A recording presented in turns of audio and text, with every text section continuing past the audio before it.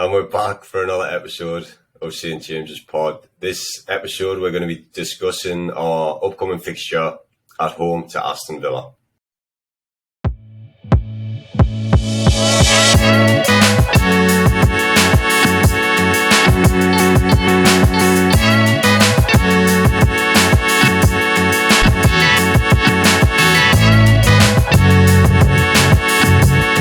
And again by Tom, you alright, mate? Aye. Good stuff. And Alex? Aye, can't wait for the weekend. Pete's missing in action again for this one, but I'm sure he'll be back for the next. So let's jump straight in, boys. We kind of touched on it. I think, was it during the Everton review? We were recording it while Stevie Gerrard got started. We'll just go back over it again. What did you guys make of that? I think it had to happen. I think the results were poor and the performances were even poorer. There's been some absolutely turgid games Aston Villa have played this season under Gerrard, and I think the fans were ready to see the back of them as well. Obviously, with the money that they've spent and the players they've got in, it just looks like he wasn't getting the best out of all the players, all the creative attacking players. He just wasn't getting the best out of any of them.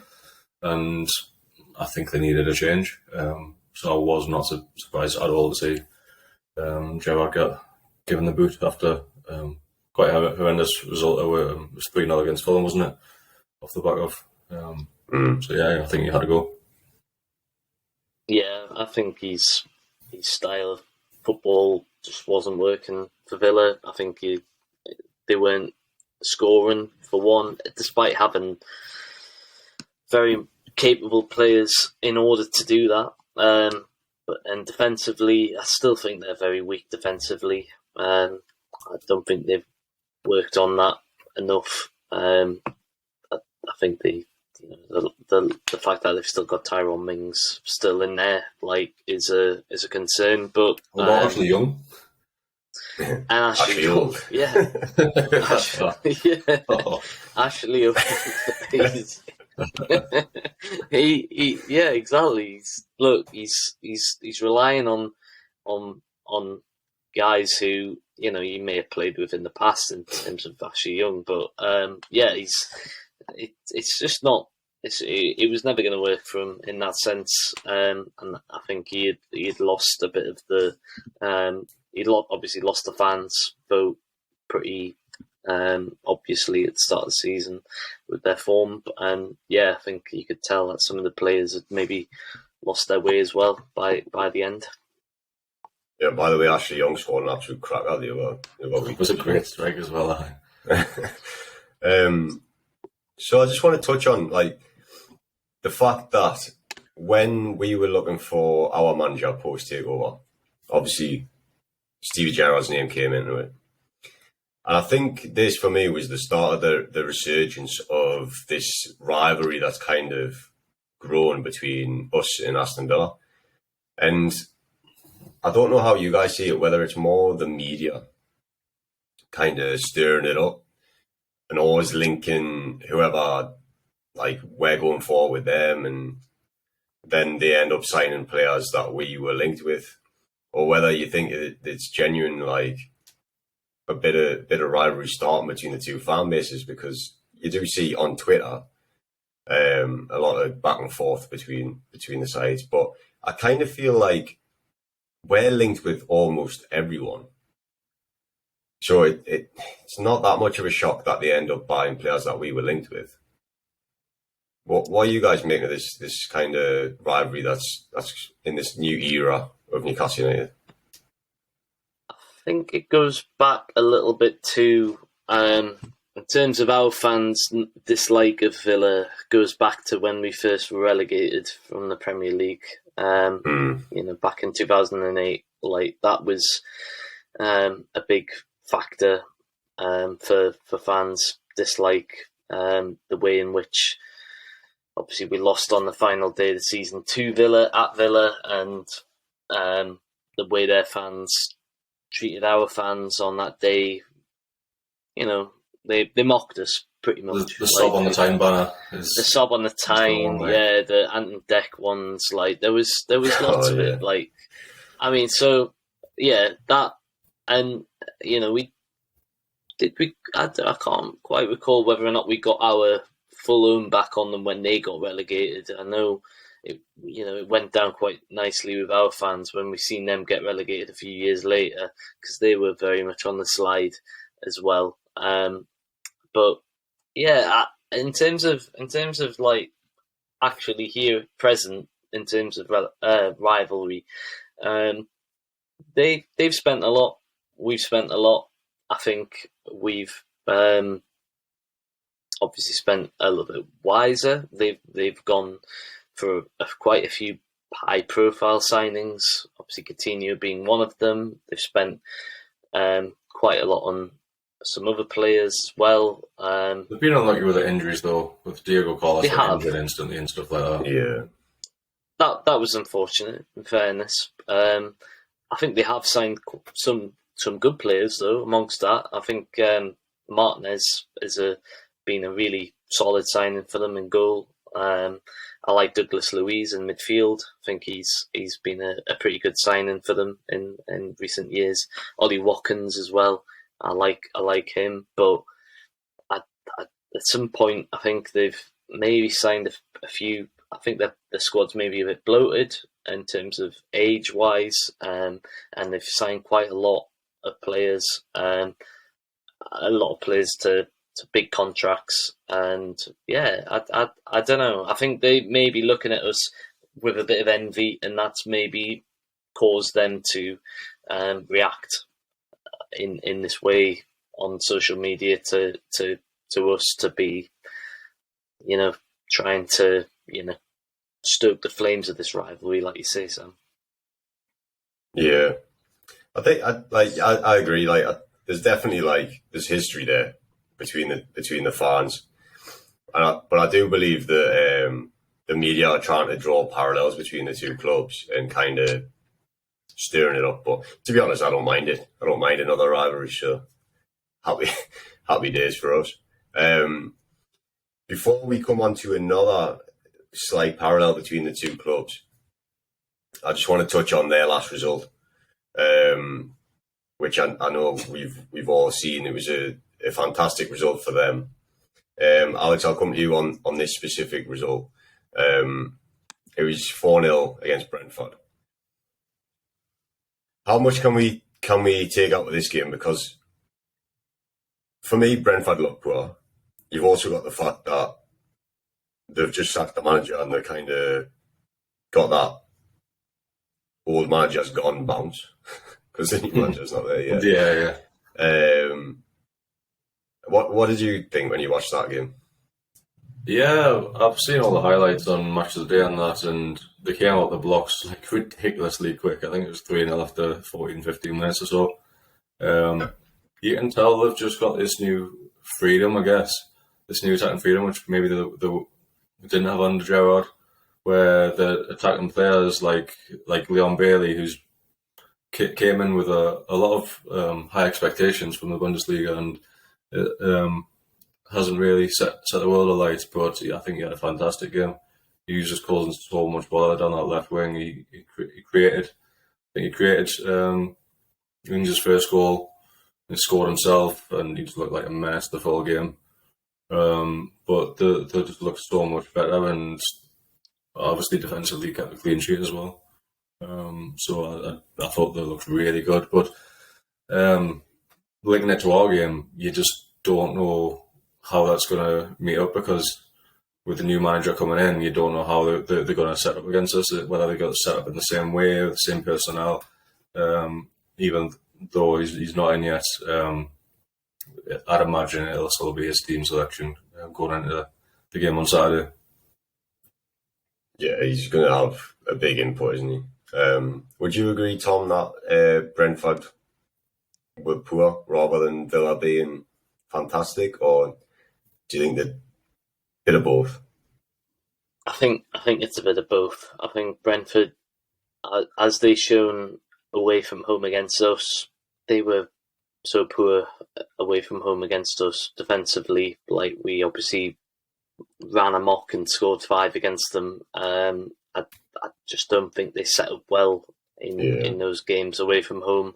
So yeah, Villa obviously took full capitalisation against that. In terms of Emery being able to put his stamp on the game fully, I think it may be a little bit too soon for him to fully, put that stamp on things, but he may have an idea as to, suggestions on team selection. But like Alex said, I think in that game, Leon Bailey was by far open to his best of his ability, which we've rarely seen since he's signed for Villa. So yeah, he's one which I'd be wary of going into this game for sure, and that we can't allow him too much space down that left. Yeah, and I mean, Eddie's going to have seen that, and I'm sure he'll have something set up to try and nullify that. But let's talk about the new manager then. You just said there it's Unai Emery, which gives us a call back to what we were just talking about with this rivalry and this kind of everyone that we seem to look at, they look at, and I've seen it on Twitter already that Emery turned you guys down, but he wants to come to Villa and all this business. What were you surprised to see him come into Villa? Yes and no. That's like probably the ceiling of the manager that they could have got in. I think he's not quite sort of big six. I know he went to Arsenal, but he done fairly poorly there. Yeah, I wouldn't say he's like big six caliber. So I think Aston Villa have done really well to get him, to be honest. With the comparison to being linked with the Toon, I'm sure he said he was interested, but the reason why he turned it down is because Villarreal were in the last stages of the Champions League. Yeah. So that's the big difference to this season, I think. And he's sort of seen this opportunity and obviously fancies giving it a go. So fair play to Villa for getting him, because I think he's a great coach, and I think he'll steady the ship. I think he'll turn them around, and I think he'll get them well drilled at the training ground and playing better football at the same time. So I think it's a fantastic appointment for them. Do you think Emery feels now, looking at what obviously, in fairness, last season he was in the position with Villarreal to potentially go all the way to the final of the Champions League? It obviously didn't work that way, but do you think he looks back now and sees an opportunity missed where he could have obviously took over with us and potentially replicated similar, or if not better than what Eddie has now? Like, not gonna lie, when go ahead, Sam. Go on, mate. Yeah, when we were linked with Emery Howe and a few other managers, Emery was the one that I wanted over Eddie Howe.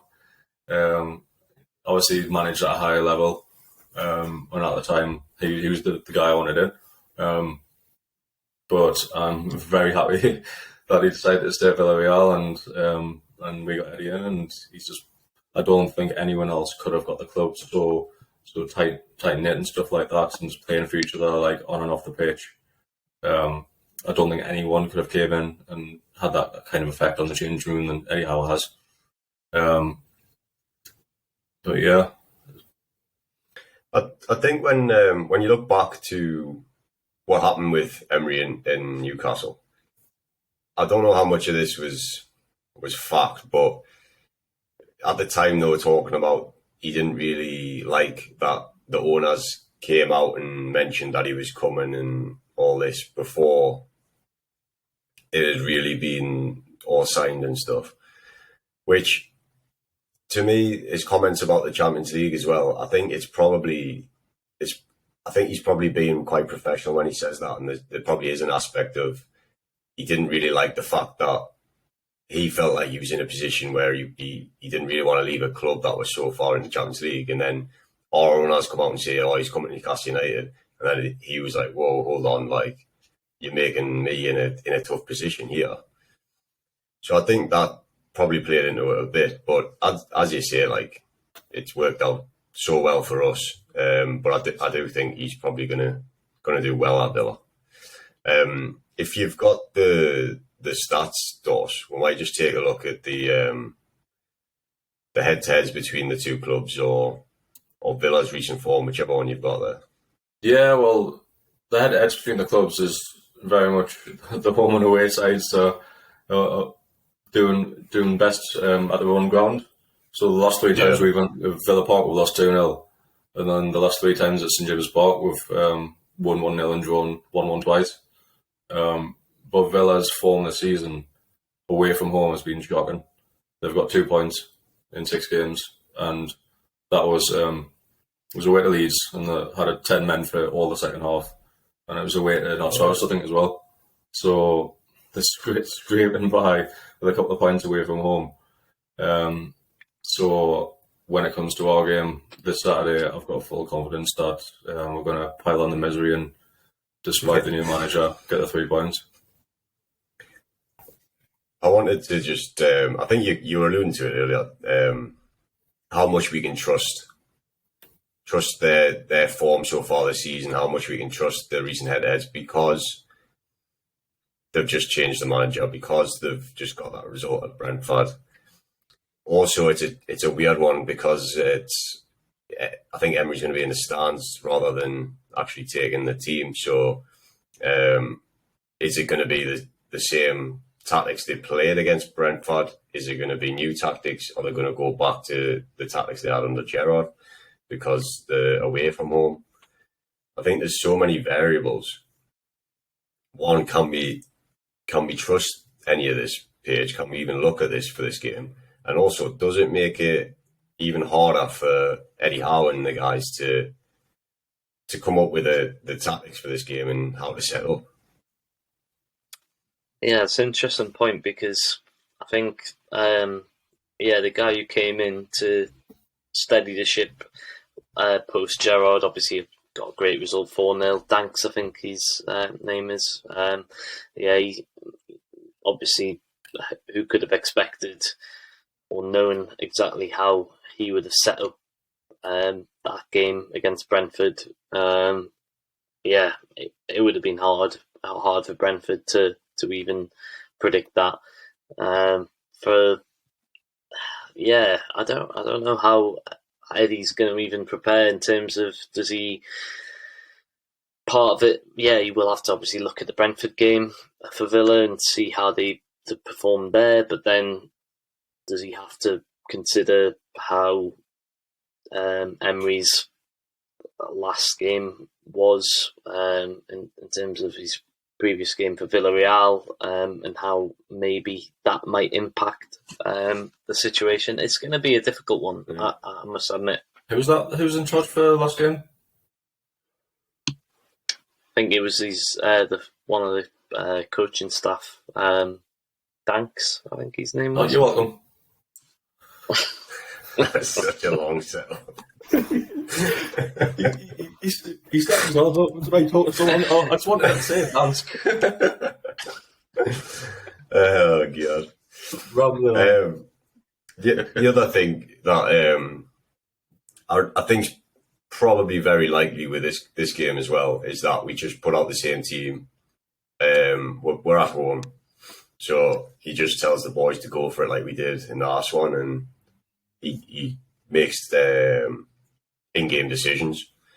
So I think in terms of that, it's going to be interesting to see, because it's one thing that we've not been able to do a lot of is change the game during game due to having a smaller squad, lots of injuries, but also we like to play in the same way in terms of like the setup of the formation stuff. So it'll be interesting to see, like, do we end up swapping any players around? Do we?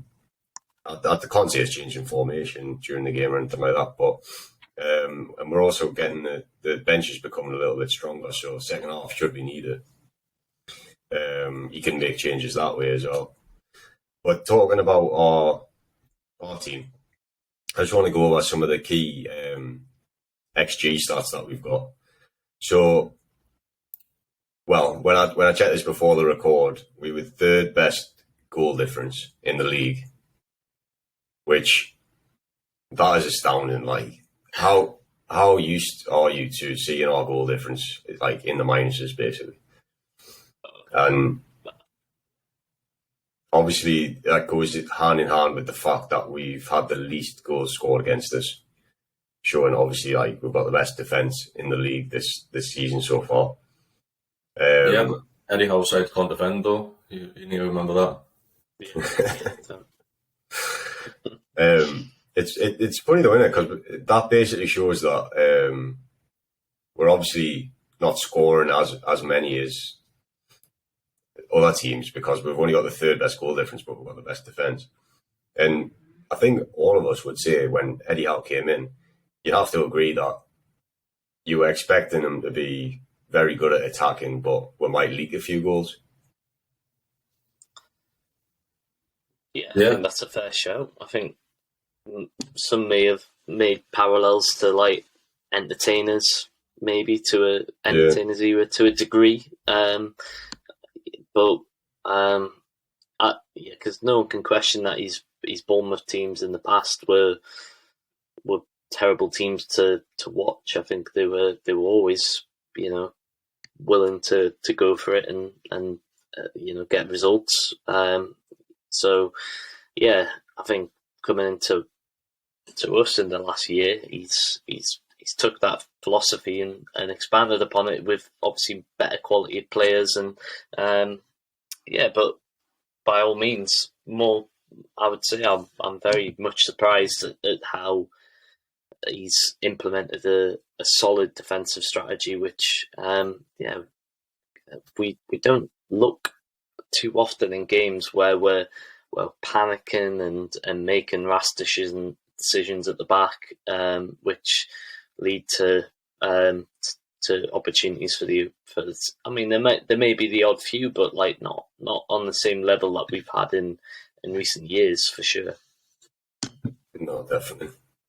And then I think as well, like the addition of Nick Pope,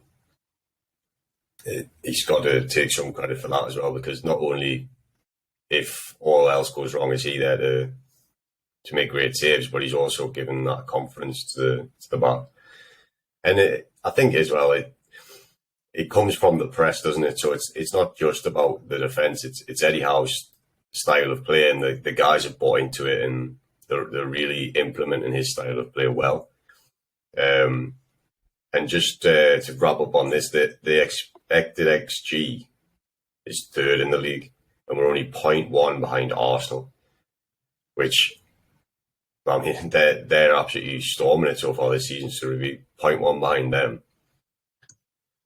I mean, the reading when you look at the stats, like we're having a hell of a season, and potentially should be even higher than we are, which is mad considering we're in a Champions League spot. Yeah, well, I'm sure I seen Carragher on Sky Sports the other day, and he was bringing up stats about it was like goals conceded and like where the press starts and where the balls won upfield. And like under Bruce, we were like 20th in the league at these like stats of where the balls went upfield, and now we're like 8th in some stats. We're top in turnovers high in the field, and it's just a total transformation. And from back to front, the pressing that the team puts in. It is like it can't be understated what a transformation is. Like you just mentioned the way we used to play under Steve Bruce, and it actually made me sad. So. Anyway, can we not bring that up? Yeah.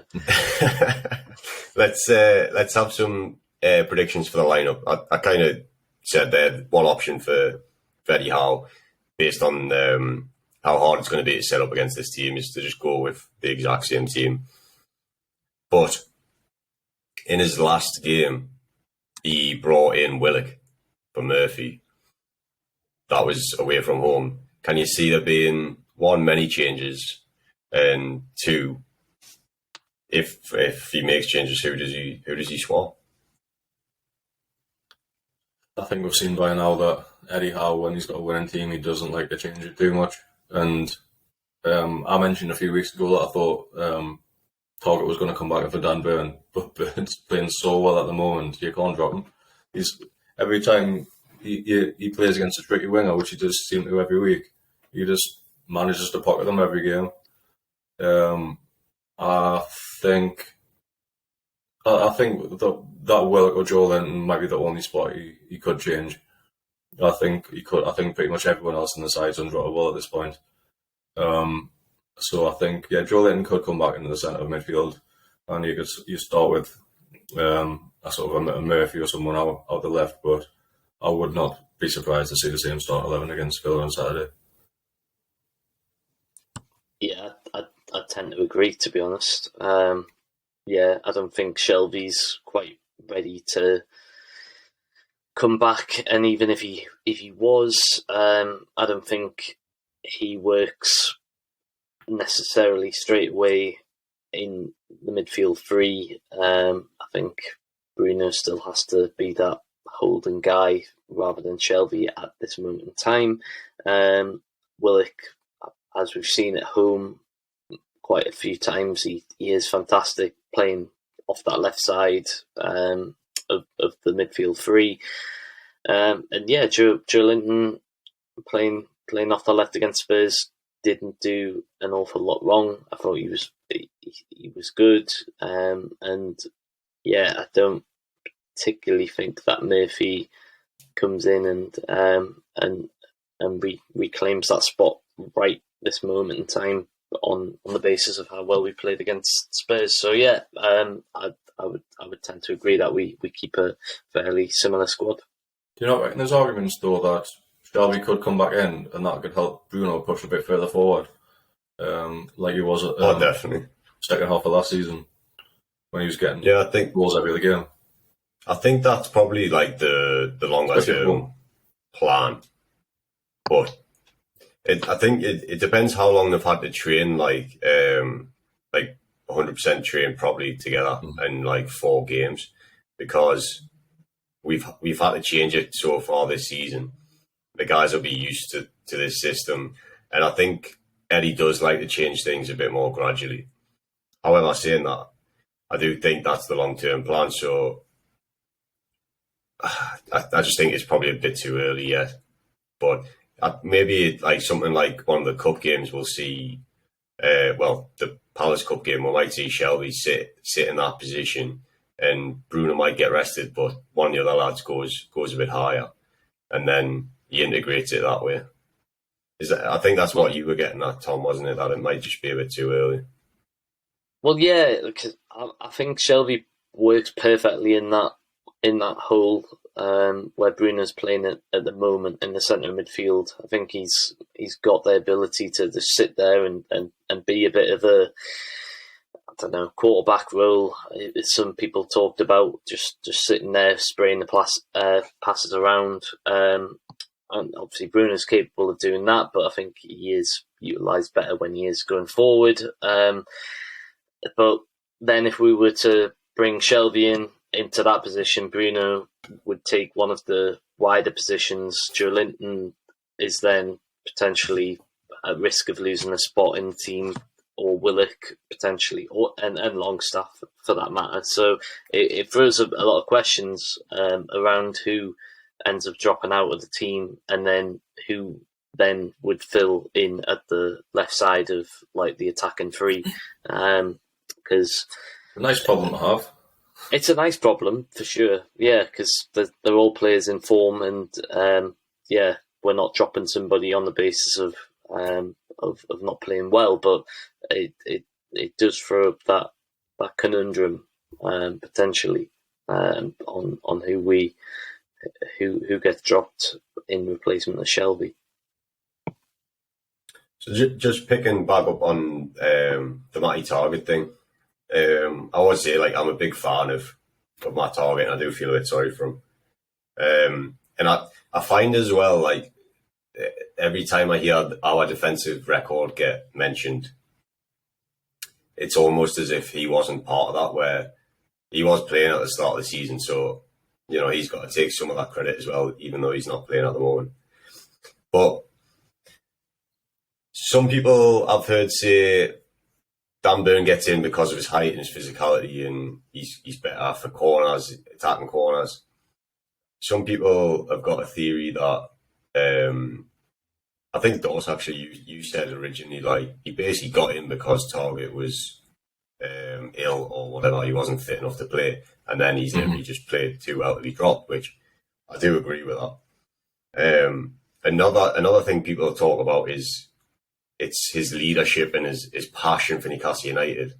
He's more of a captain than Matt Targett probably is, and I think Eddie likes to have as many captains on the pitch as he can. But one theory I've got is that Dan Burn, when you look at Dan Burn as a centre back, he's definitely a ball playing centre back. He's probably not quite as good as Botman and Shea, but he is good as a ball playing centre back. So you move him out to the left back. You've now got two ball playing centre backs. You've got Trippier on the right and you've got Dan Burn on the left. You've basically got all four of the back four playing it out from the back well. And I'm not saying like Matt Targett can't do that, but I'd say Burns got the edge on him, and I think that's really how Eddie Howe wants to play. So that's my theory, but I think it's probably a combination of maybe quite a few of them. But it does start to make me think that Targett's going to find it hard to get back in. And throwing it back to something, I think it was you, Tom, who said about his partnership with Maxi. It could take Maxi coming back in to see Targett get back into the team. Yeah, I think the balance, and I've talked about it a few weeks now, around the having an even balance of attacking down both sides. And clearly on the right side, we're seeing a massive amount of goals and opportunities coming from Trippier, Almiron. It's clear as day that, you know, that's where opposition teams need to stop us at the moment. On the left side, seems to be pretty non-existent right now, and obviously that might play into the fact that Maxi's not been in the squad in the last few games, but obviously Burn isn't necessarily busting the gut to make moves up the left side and provide opportunities. He's very much sitting back, making sure that we're defensively solid. So there is going to be that kind of turning point where does Eddie have to flip the script and say, right, we need to be a little less obvious for opposition, for the opposition to see that we actually can provide opportunities from both sides, rather than just be over reliant on one side of the field to get the chances on goal. I think he will have to roll the dice soon on whether or not, when Maxi's properly fit to make the team, does he also then take Burn out and give Targett the opportunity to come back into it as well. So yeah, I think it does work in hand. The fact that Maxi being out has also meant that Burn has had an extended period in the first team. I think just throwing back to something I mentioned in one of the previous episodes, when you're talking about the right hand side there, we definitely seem to do this thing where Trippier pushes up and it almost becomes like a back three because we've got the three big lads there. But how much better will that work? Because it's obviously a bit lopsided when you do that. But if you've got someone like Maxi who's so unpredictable, and we've seen it in the past, he gets two men put on him to try and nullify him. If Trippier's bombing up the right and we go to sort of like a back three, and then you've still got the wild card of Maxi on the left, it's going to pull defenders out to him. Attacking wise, that could be an incredibly good option. So even then, Targett might struggle again. Just moving on from that, I want to touch briefly. We're talking about the right hand side and how good it is. Obviously, Almiron's on absolute fire. It's got to be the best season of his career, even past his MLS days. But how much of that do you guys put down to Eddie Howe? How much do you put that down to Miggy? And then also the players around him, because I don't think it's any surprise that we're seeing his rising form now that Kieran Trippier's in the team every week. I think it's a mix between all three. Clearly Eddie Howe's getting the best out of him. Like, under Steve Bruce, you could tell there was always a player in there, but sometimes he was running around like a headless chicken, and you could tell he was putting the work in, but in the attacking third, it's almost like he didn't know what to do. It's almost like he wasn't being coached, because I think quite possibly he wasn't. But I think you've got to give credit to the player as well. Like, he's constantly put the work in. He's been probably slated by the fans for not having any end product, and now he's a new player. He's a player reborn, and it's the player who we were almost promised when we broke the transfer record to buy him. It's great to see though. There's nothing that makes us happier than seeing that smile on his face. That's the best thing for me. Like, you want to see players playing for the tune happy and just just giving everything that they can to the cause. Like, there's nothing better as a fan seeing that, and I think everybody wants to get behind Miggy when they see him, playing as well as he is, and just getting the opportunities he is, and scoring, and just the smile, everything. It's just, how can you not be happy as a fan? I think we've invested a lot in him, through the times where he's had difficulties, we've as a majority, I think, always backed him, and I think we're as a fan base, we're starting to get the rewards of that from some excellent performances of late. 100%. So the question is that form for Miggy and the form for the team going to carry on into this game? So I'm going to ask you a few predictions now. We'll just go for a score prediction. I'm going to cheat and go last. Seeing as you've had a few pints, Paige, we'll come to you first, see if you can up the optimism. Well, now you're saying it. I'll be reasonable enough to say that I think we're still capable of getting the win, but I think a 3-1 is what I'm going to go for. Okay. Alex? I'm going with what I did against Everton, and I think I was proved right as well. I think it'll be a 1 or 2-0. I'm not going to specify which. I knew you were going to get that in a show later, seeing as I forgot to mention it in that episode.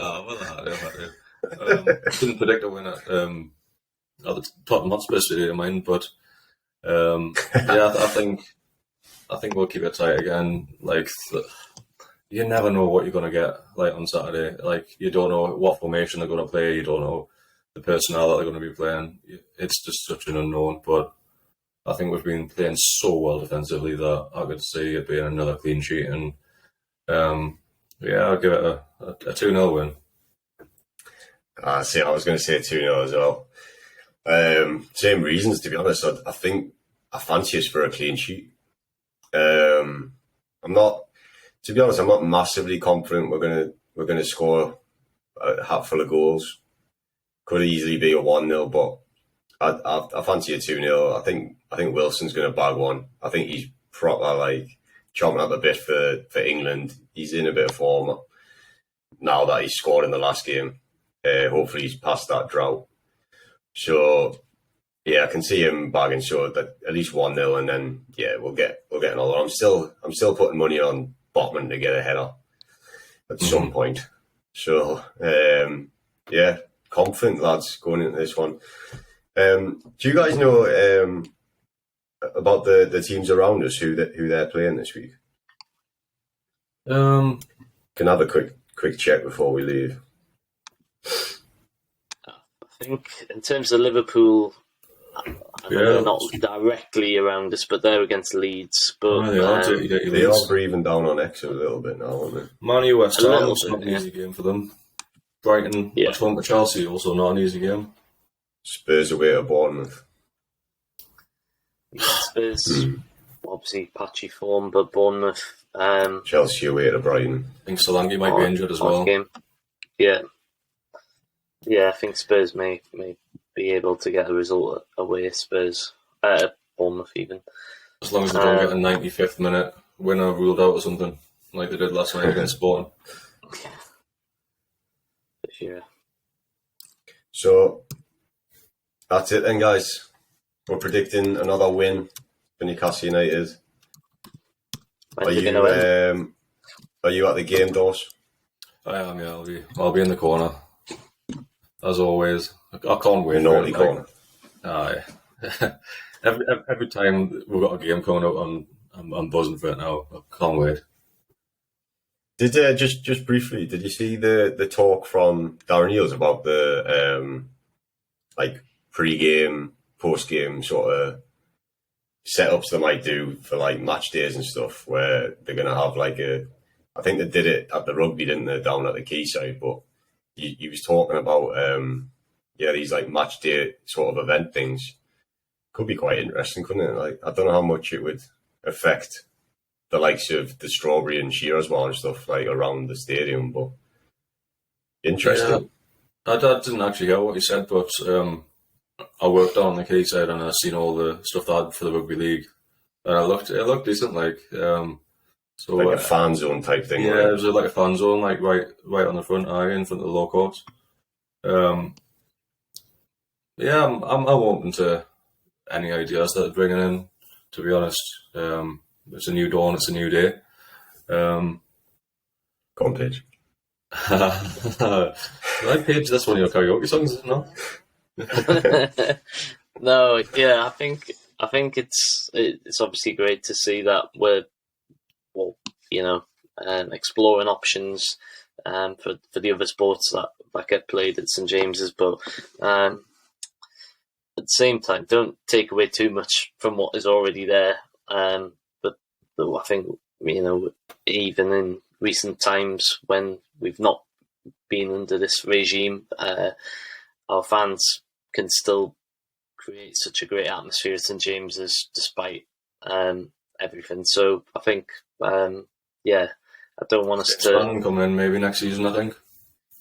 Yeah, I mean that could be helpful, especially in certain areas of the ground. I'm sure you guys in the Gallagher corner would welcome the standing zones for sure.